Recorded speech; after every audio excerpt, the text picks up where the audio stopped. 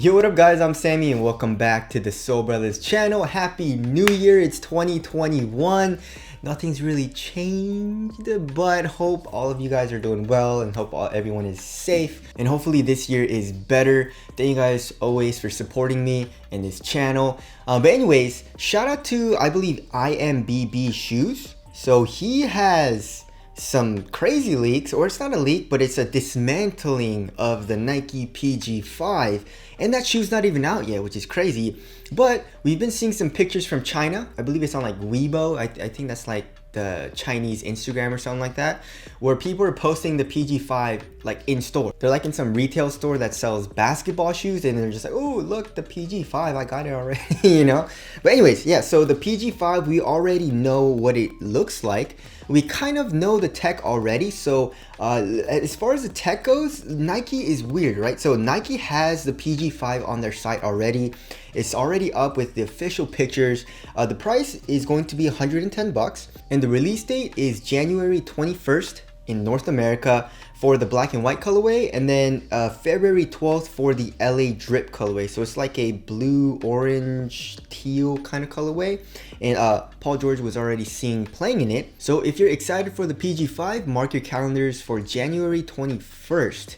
But anyways, yeah, so if you go on the Nike website or the Nike app, it gives you like all the tech specs, right? And it says Paul George has an effortlessly smooth, reliably steady game, explaining how he plays and all that, right? So it says the Pg5 combines the agile low top profile Paul likes with flexible Nike Air Dot Weld Strobel cushioning.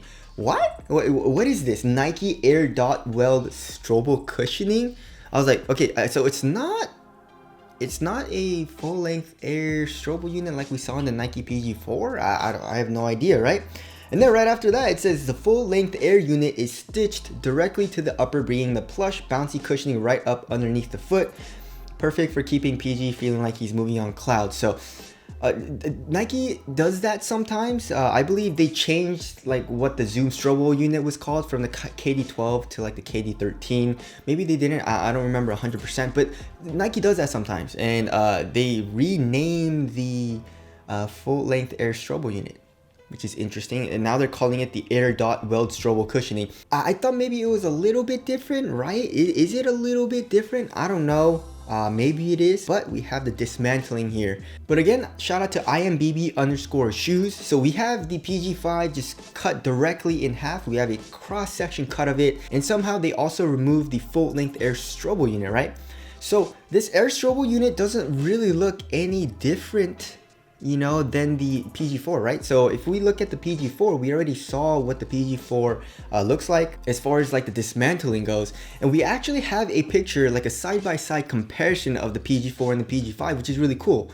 So the inside of the shoe, actually, when I first saw this, I was like, oh, why? I guess he like kind of cut it open. These are both the Pg5, but if you look closely, the right shoe is the Pg4, because you guys can tell from the tongue and like the inner booty, and then you guys can also see like the mesh material here on the medial side. And on the left is the Pg5, because you can tell by the like the PG logo, you know, that midfoot chain plate.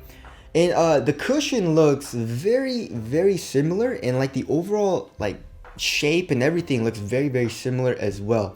And the Pg4 is relatively flat, especially comparing it to other Nike's shoes, but it's still pretty damn nice and very smooth for heel to toe transition. But yeah, the Air Strobel unit looks pretty much the same. I guess like where the air pockets are a little bit different if you look closely, but I mean, if you look at the side-by-side comparison from like the top, it looks exactly the same. So it's probably just like where the shoe was cut is a little bit different. So yeah, like it's literally the same exact unit as the Pg4, and I'm super happy and very, very glad about that, because I love the Air Strobel unit.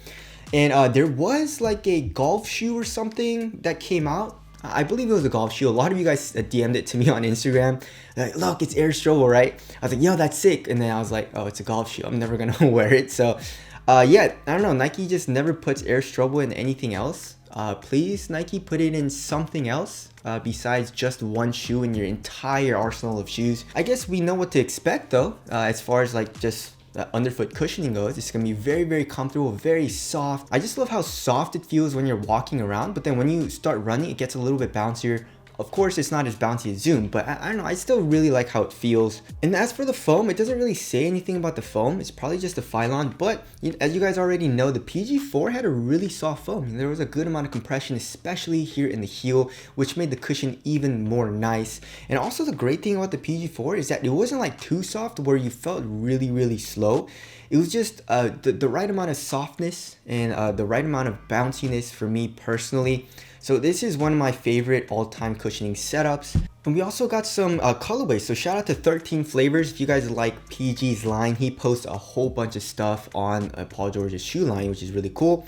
So we got this really cool teal color. I feel like it's a really clean colorway. We got that LA drip color and then a black and white colorway. I'm not a huge fan of whatever the hell is in the midfoot right here. It kind of reminds me of the Kawais, you know, with the brain pattern. It doesn't look like the brain pattern, but that's kind of like what it reminds me of. And as far as like the overall silhouette of the shoe, it's growing on me a little bit. We've seen Paul George playing them, and we've seen some on-foot pictures obviously. So it's growing on me a little bit. Still not a huge fan of the small Nike swoosh here in the heel, but you know, I guess it is what it is. And of course, as a reminder to how high up off the ground you were in the PG4, right? So the PG4, the Air Strobel unit was 8.04 millimeters thick, or just like 8 millimeters thick, which is fairly thick. That's around the same thickness as like a Zoom Strobel unit. And then in the forefoot, you're 17.96 millimeters off the ground, or just 18 millimeters, excluding the insole.